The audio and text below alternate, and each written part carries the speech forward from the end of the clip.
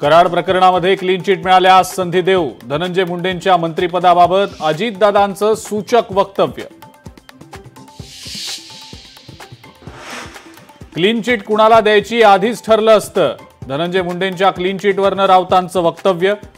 तर धनंजय मुंडेंना मंत्रिमंडळात घेण्याची इतकी घाई का, राऊतांचा अजित पवारांना सवाल। कृषी मंत्री माणिकराव कोकाटेंचा मंगळवारी राजीनामा घेतला जाण्याची शक्यता, वरिष्ठ पातळीवर चर्चा झाल्याची सूत्रांची माहिती।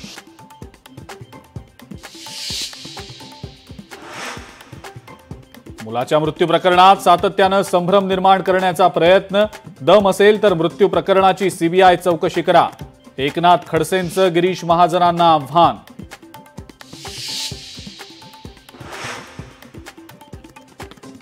फोन टॅप होत असल्यानं मंत्री फोन बंद ठेवतात, रोहित पवारांचा आरोप। राज्यात फोन टॅपिंगमुळेच सरकार स्थापन झालं, रोहित पवारांच्या आरोपांवर संजय राऊतांची प्रतिक्रिया।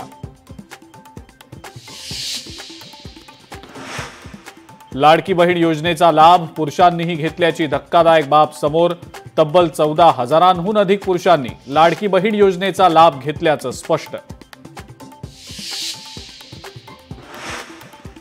नाशिकमधील वन विभागाची जमीन लाटल्याच्या प्रकरणी नेमिनाथ जैन शिक्षण संस्थेची प्रशासनाकडून चौकशी, लोकशाही मराठीनं केला होता पर्दाफाश।